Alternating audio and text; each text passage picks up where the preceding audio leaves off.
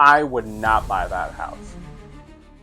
Navigating the real estate market can be extremely difficult. It can cause undue stress, anxiety. I'm going to be telling you houses that I personally would advise my clients, if they were interested in homes like these, to avoid them at all costs.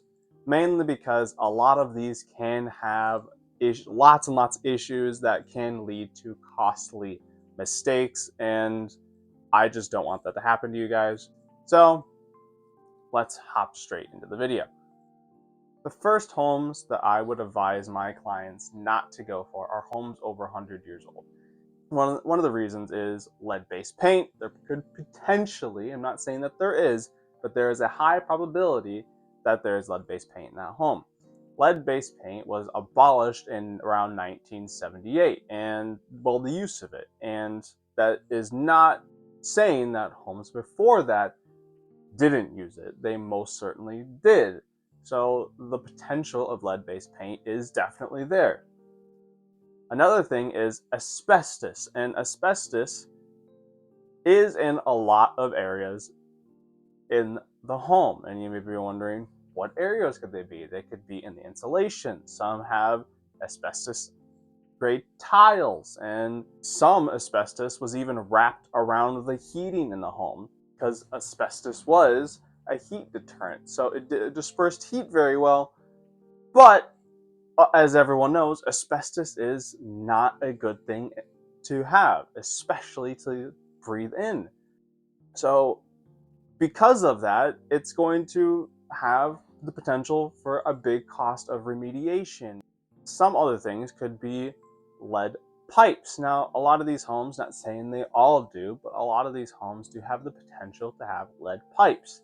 And not saying that they haven't been repaired, but they haven't fully been repaired, meaning that there are some areas of the house that could still use the lead pipes. And as you know, and as a lot of people from Michigan know, lead in the pipes is not a good thing.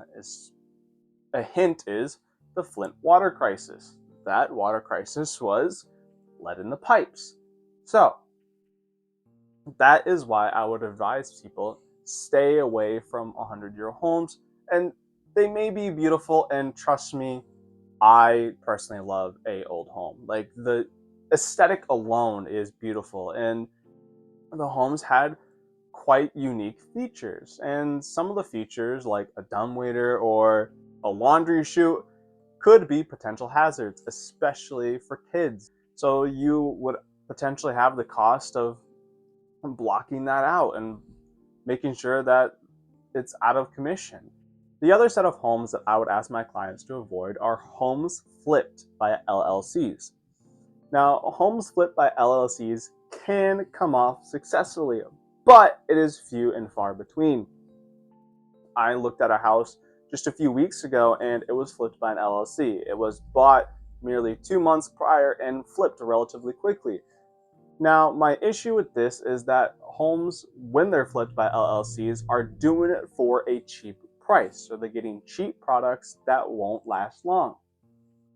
And because of that, they are rushing through jobs, and sometimes they don't hire the most professional people.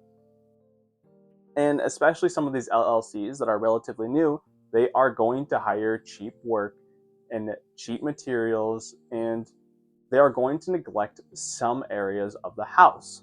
When I start looking, I'm going to look at paint jobs, because paint jobs is seen, if they do a very, very bad paint job, that is concerning. If they couldn't even be bothered to paint a wall correctly, who's to say that they bothered to do anything else about the home correctly at all? That alone should, at least for me, it screams red flags. If I start seeing molding done incorrectly, the walls painted incorrectly, some of the tile not even tiled correctly, or there are gaps everywhere, that should be of major concern to you, because it's making you, at least me, wonder if they couldn't be bothered to do these other things, and they're like, oh, look at how nice the rest of the house is. It's like, yeah, but this wall is painted very poorly. Did you guys just replace half of the plumbing? Did you replace any of the plumbing? Were there any prior issues before you guys bought it? And you're just basically having a big old band-aid on that, and you're like, yeah, perfectly fine.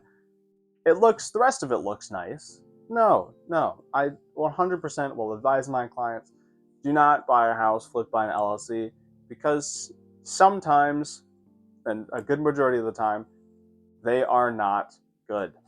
Another home I would advise my clients to stay away from are homes that are in flood zones.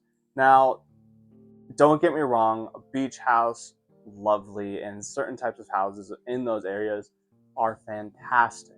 But I'm particularly talking about homes between a 100-year and a 500-year floodplain.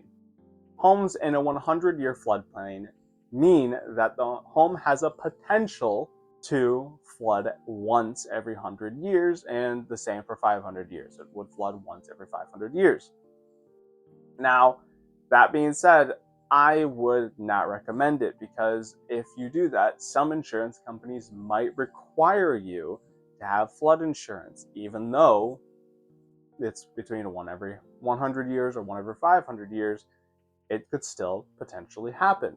And because of that potential, I wouldn't want my client to get into a home, and with all the storms that we've been having, especially in the past, and especially in the past year of Michigan alone, tornadoes, and we've had floods, I wouldn't want that to fall on my client. Especially our flood insurance right now is between $890 and just over $1,000. So those are the list of homes that I would definitely not recommend people buying. If you need a realtor in your area, please let me know as well. I have plenty more planned later on, so please stay tuned. If you're new to the channel, please let me know in the comment. I'll happily heart it, and I'm more than happy to have a conversation with you. And without further ado, thank you guys so much for watching, and until next time, see ya.